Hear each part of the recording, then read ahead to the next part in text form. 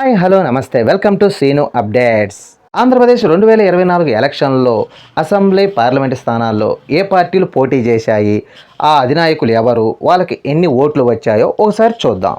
ముందుగా ప్రశాంత్ పార్టీ అధ్యక్షుడు K Paul గారిని చూసుకుంటే ఆయన నరసాపురం ఎంపీ స్థానానికి అలాగే అసెంబ్లీ స్థానానికి కూడా పోటీ చేశారు. నరసాపురం ఎంపీ స్థానానికి 3018 ఓట్లు రాగా నరసాపురం అసెంబ్లీ స్థానానికి 281 ఓట్లు వచ్చాయి.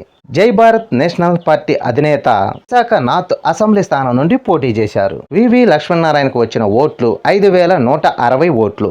బీసీవైపీ పార్టీ అధినేత పోడే రామచంద్ర యాదవ్ పొంగనూరు మంగళగిరి అసెంబ్లీ స్థానానికి నిలబడ్డారు. పొంగనూరులో 4559 ఓట్లు రాగా మంగళగిరిలో 373 ఓట్లు మాత్రమే వచ్చాయి.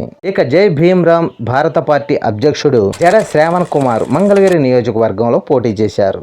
మరి మంగళగిరిలో ఈయనకి 416 ఓట్లు మాత్రమే వచ్చాయి. ఇక జనసేన పార్టీ అధినాయకుడు పవన్ కళ్యాణ్ పిఠాపురం నుండి అసెంబ్లీ స్థానంలో పోటీ చేసి 1,34,394 ఓట్లు సాధించారు. ఇక కాంగ్రెస్ పార్టీ రాష్ట్ర అధ్యక్షురాలిగా వైఎస్ షర్మిల గారు ఆమె కడప పార్లమెంటు స్థానానికి పోటీ చేసి 1,41,039 ఓట్లు సాధించారు. ఇక టీడీపీ అధినేత చంద్రబాబు నాయుడు గారు కుప్పం అసెంబ్లీ స్థానం నుంచి వైఎస్ఆర్ అభ్యర్థి పైన 48,006 ఓట్లతో గెలిచారు.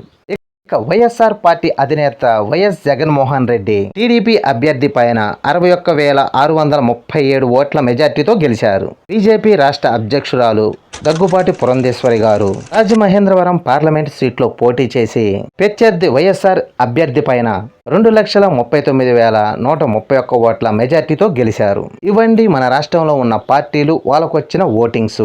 ఈ వీడియో నచ్చితే లైక్ చేయండి, షేర్ చేయండి, ప్లీజ్ సబ్స్క్రైబ్ చేయండి.